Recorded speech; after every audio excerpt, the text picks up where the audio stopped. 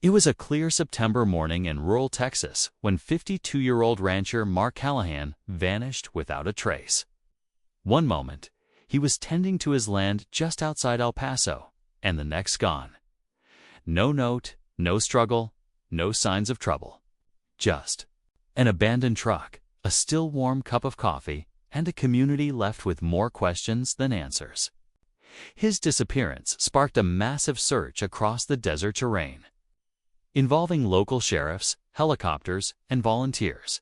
But after weeks of effort, the case went cold. Some whispered that Mark had run off. Others believed something darker had happened out there under the blazing Texas sun. For 4 long years, the mystery hung heavy over the quiet town. Life moved on, but for Mark's family, there were no answers, only silence. That is, until one early morning in 2012, when a woman out for a routine jog stumbled upon something unusual in the dry brush. At first, it looked like just another weather-beaten piece of desert junk. But as she got closer, she realized this wasn't normal. Half buried and almost hidden by wind-blown sand was an old, rusted lockbox. And what was inside would send shockwaves through the entire county and reignite an investigation no one ever expected to open again. What really happened to Mark Callahan? Why was this strange box buried miles from the nearest road? And most chilling of all, who buried it there?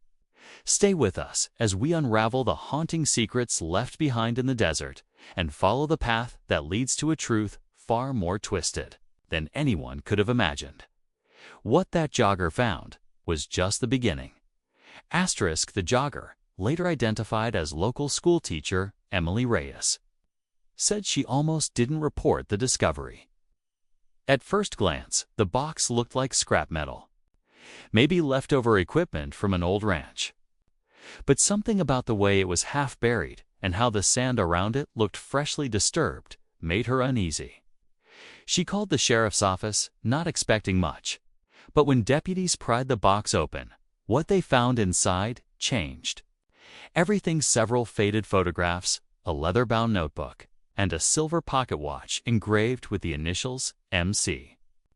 Mark Callahan's initials. Word spread fast through the small Texas town. People who hadn't spoken about the case in years were suddenly talking again. Neighbors, ranch hands, even Mark's old friend, Wade Harper, who had been working with him the week he vanished. Wade always insisted Mark would never just walk away from his ranch. He'd built that land from nothing after inheriting it from his father. Mark was stubborn, loyal, Wade once said. He wouldn't leave his cattle, let alone his family. The notebook found in the box was water-stained and brittle, but still legible.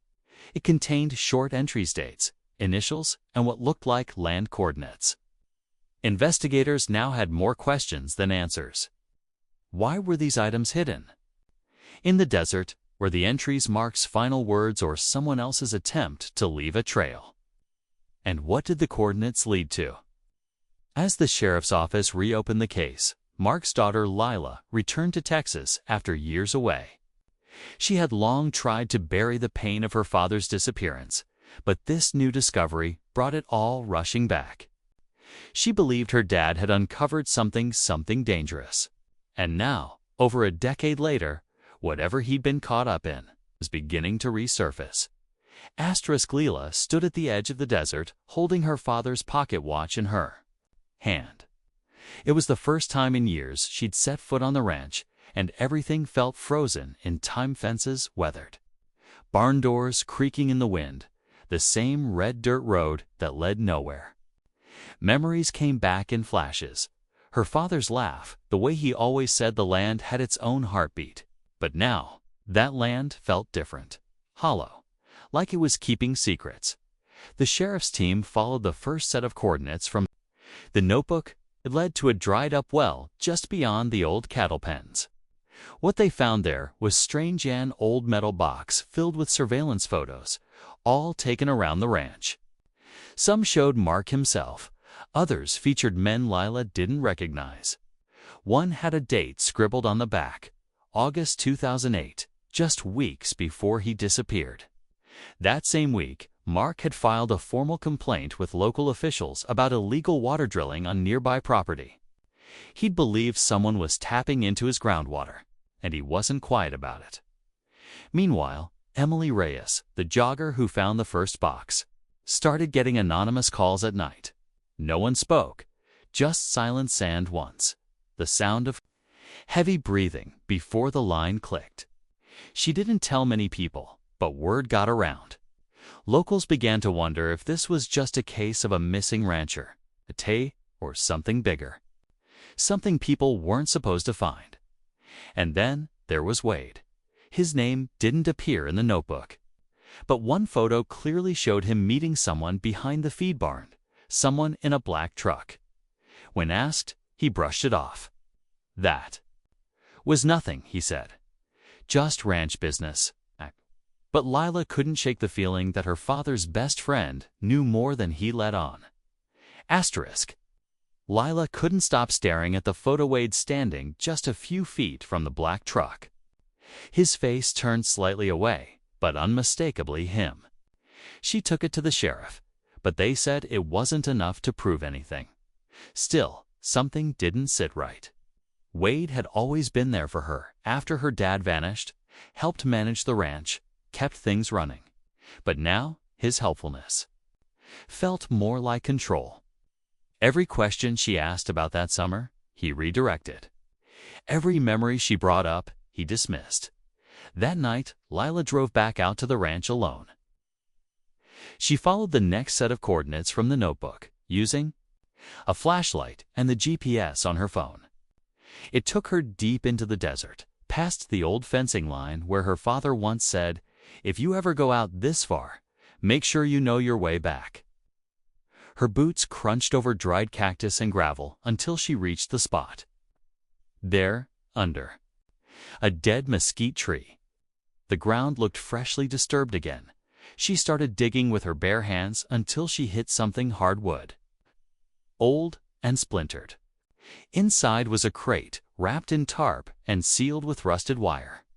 She hesitated, her heart pounding in her ears, but before she could open it, headlights flared behind her.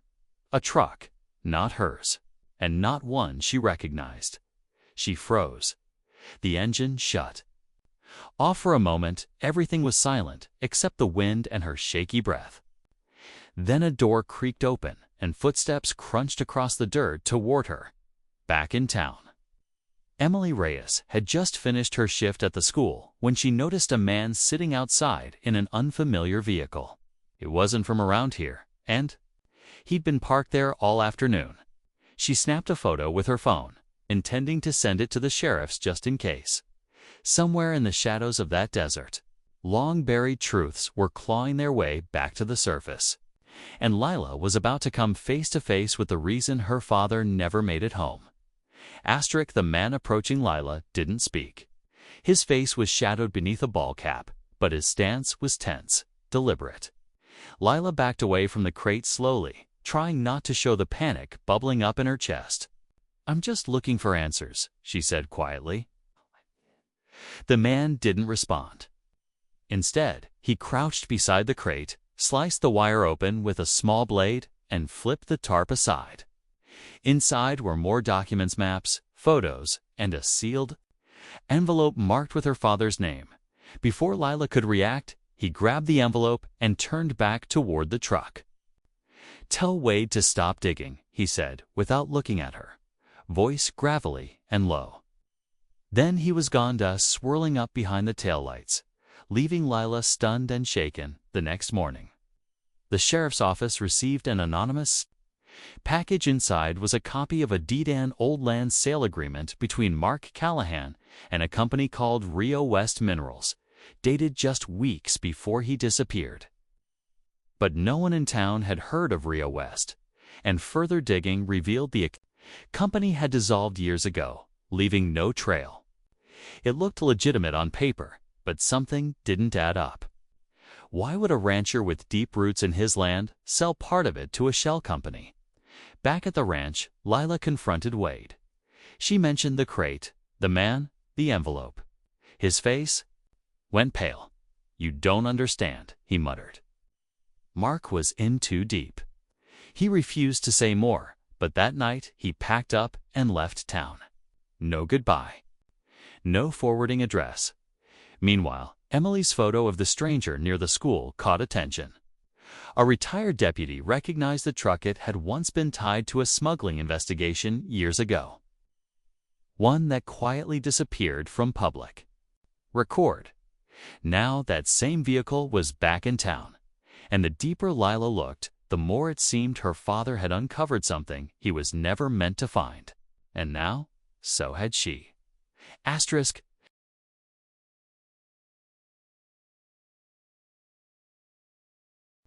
Lila sat alone in her father's old study, the sealed envelope from the desert finally in her hands. Her fingers trembled as she opened it. Inside was a letter, handwritten by Mark, dated 3 days before he disappeared. In it, he confessed. He had discovered a secret operation, running through the edge of his Landan illegal mineral extraction scheme masked as water drilling. Rio West Minerals was just a front. He had planned to turn everything over to the authorities, but he feared someone close to him was involved. "Something happens to me," the letter read, "follow the coordinates. The truth is buried, but not gone." Armed with this, Lila brought the letter and the documents to the sheriff. With Emily's photo of the mystery truck and the deed in hand, the pieces began falling into place. Authorities reopened the investigation officially, and pressure mounted on local records offices. A few days later, a discovery was made near the Arizona border: an abandoned storage container filled with ledgers, fake company registrations, and lists of payouts. One name showed up again and again: Wade Harper. When police tracked Wade down, he was staying under an alias in New Mexico. Confronted with the evidence, he broke. He admitted he'd gotten involved when he was deep in debt, thinking it was just a quiet land deal. But when Mark refused to go along, things escalated. Wade claimed he didn't kill him. He only told them to scare Mark into silence. But something went wrong. Mark never came home. As the search shifted to the desert, a final clue from the notebook led investigators to an old, dry ravine. There, buried beneath layers of sand, they found human remains and the engraved buckle from Mark's belt. Just when Lila thought the truth had fully surfaced, one last shock hit records showed. Rio West's founding investor was someone unexpected: her late mother. A name she hadn't spoken aloud in years. Asterisk. Lila stared at the paperwork, her mother's signature clear as day. It didn't make sense at first. Her mother had passed when Lila was still in high school. She remembered her as quiet, gentle, someone who never got involved in business matters. But digging deeper, she learned the truth. Before marrying Mark, her mother had unknowingly invested in what became Rio West Minerals. It was meant to be a startup, a distant business deal, something forgotten. But when the operation turned illegal, and Mark found out years later, everything unraveled. He wasn't just fighting outsiders. He was torn between exposing a crime and protecting his wife's legacy. With Wade's full statement and the recovered evidence, officials finally closed the case. Mark Callahan was formally declared the victim of a criminal conspiracy. Charges were filed against those still tied to the old Rio West network, and the land was returned to Lila cleared, documented, and free from hidden hands. Emily Reyes, the jogger who unknowingly sparked it all, was honored by the community for helping bring justice to a family left in the dark for too long. Lila chose to stay. She rebuilt the ranch, not just as a place of work, but as a tribute to her father's honesty and strength. The study, once filled with silence, now held life again. His watch sat on the shelf, still ticking. The desert, once filled with shadows and unanswered questions, was now a place of peace. And though the past had taken years to uncover, Lila learned that truth has a way of surviving buried, but never gone. Her father hadn't vanished without reason. He had fought for what was right, And in the end, through grit, grief, and a daughter's persistence, his story was finally heard. Asterisk,